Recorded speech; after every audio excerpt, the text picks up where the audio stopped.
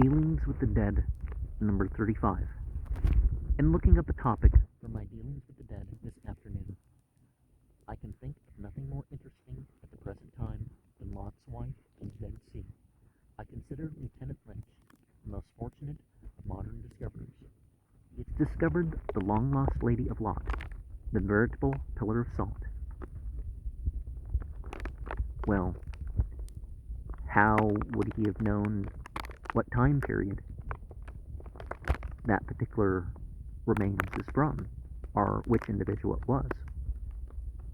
There are some incredulous persons, I am aware, who are of opinion that the account of this discovery should be received cum grano salis, but my own mind is entirely made up. I should have been better pleased, I admit, if he had verified the suggestion which led to the discovery by bringing home a leg or an arm. And in general, I would disagree with the idea of bringing home parts of a corpse from a grave to prove a point. Possibly, it may be thought proper to send a government vessel for the entire pillar to ornament the rotunda at Washington. And again, some of these human remains is, and even their grave in general is not something for ornamentary purposes. The identification of Lot's wife is rendered exceedingly simple by the fact that 17 of her fingers and not less than 14 of her toes, broken off from time to time by the faithful as relics, are exhibited in various churches and monasteries. And the fact that they thought something like that was out there and, oh, it's in the Dead Sea, look, somebody's been buried by debris, or the remains have been exposed in such a way that they're like,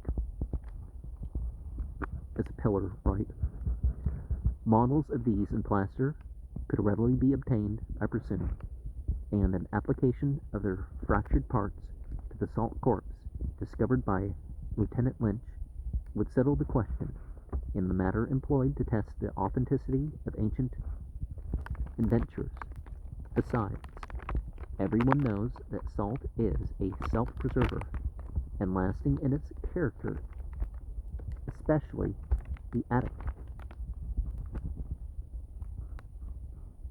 The very elements of preservation abound in the Dead Sea and the region round about. Its very name establishes the fact. Asphaltites, so called from the immense quantity of asphaltum or bitumen with which it abounds. This is called Jew's pitch, and was used of old for embalming, and the corpse of Miss Lot, after the salt had thoroughly penetrated, rolled up, as it probably was, found by Lieutenant Lynch, in a winding sheet of bitumen, which readily envelops everything it touches, would last forever.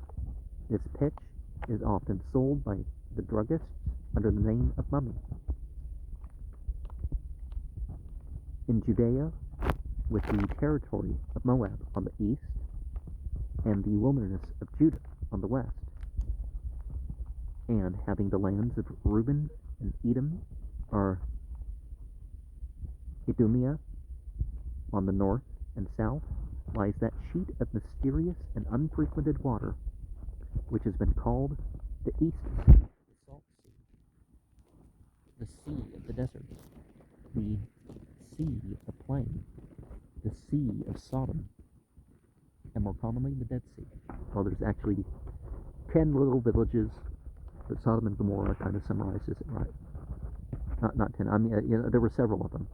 Sodom and Gomorrah just summarized it. Amrah is how they would pronounce Gomorrah. So, to this, I beg leave to add another title: the legendary lake, or humbug water. More marvel has been marked, learned, and inwardly digested by Christians on the subject of this sheet of water than the broad ocean has ever supplied to stir the landman's heart. Its dimensions, in the first place, have been set down with remarkable discrepancy.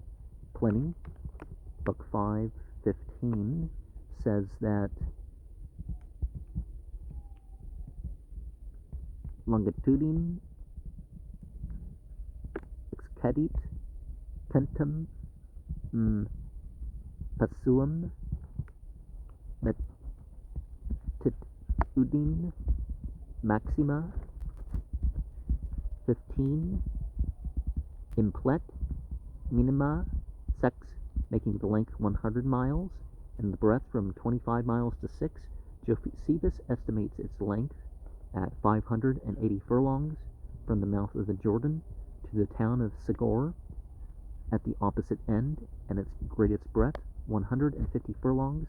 The Reverend Dr. William Jenks, of whose learning and labors a sexton of the old school may be permitted to speak with great respect, sets down the length in his New Gazetter of the Bible, appended to his explanatory Bible Atlas of 1847, at 39 miles, and its greatest breadth at 9. Carn, in his Letters from the East, says the length is 60 miles, and the breadth from 8 to 10. Stebbins states the length to be 30 miles in his Incidents of Travel. Now, saying she turned into a pillar of salt means that she separated herself by her beliefs or her actions.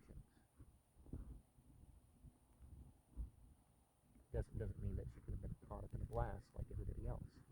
So how, would have been more people going to that story. The origin of this lake was ascribed to the submersion of the valley of Siddim, where the cities stood, which were destroyed in the conflagration of Sodom and Gomorrah.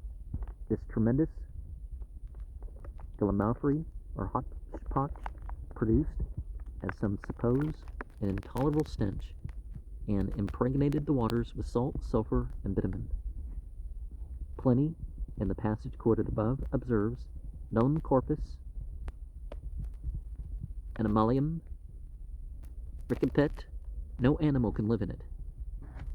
Well, it evaporated and condensed over time, so it became very salty and everything else. Speaking of these waters, Dr. Jenks remarks, no animals exist in them. On the other hand, Dr. Pokaki, on the authority of a monk, tells us that fish have been caught in the Dead Sea. Per contra, again, Mr. Volney affirms that it contains neither animal nor vegetable life. Mr. Chateaubriand, on the other hand, who visited the Dead Sea in 1807, remarks, about midnight I heard a noise upon the lake. It was told by the Bethlehemies who accompanied me that it proceeded from the legions of small fish which come out and leap upon the shore. The monks of St. Saba assured Dr. Shaw, as he states in his travels, that they had seen fish on there. In the passage quoted by Pliny, he says, Tari Chmilik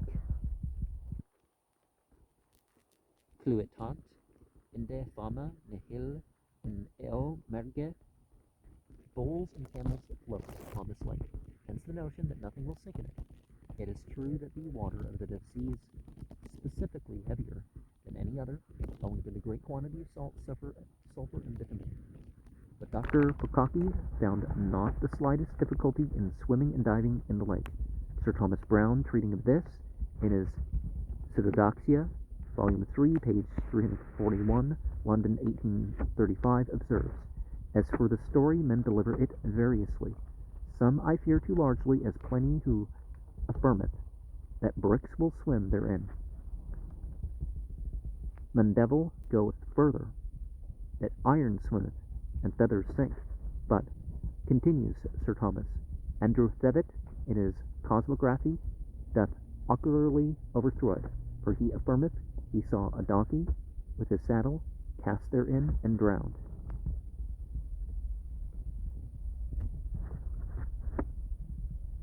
Yeah, regardless of the creature, don't throw it in water to pollute the water.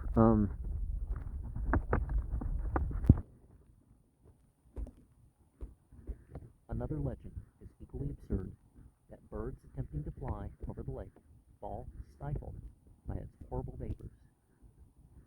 It is very common, says Volney, to see swallows skimming its surface and dipping for the water necessary to build their nests.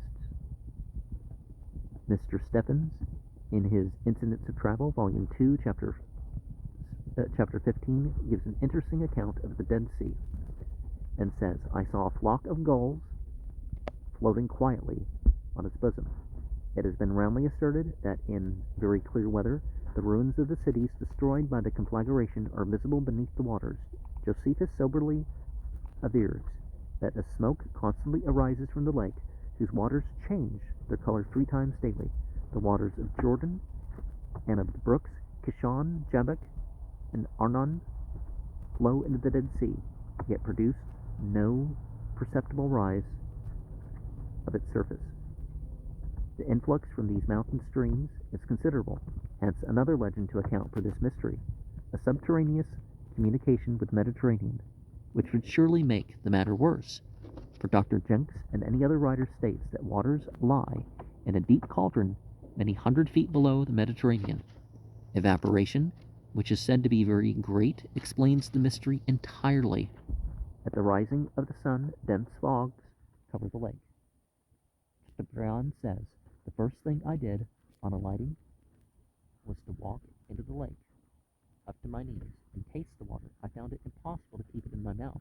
It far exceeds that of the sea, its saltiness, and produces upon the lips the effect of a strong solution of alum.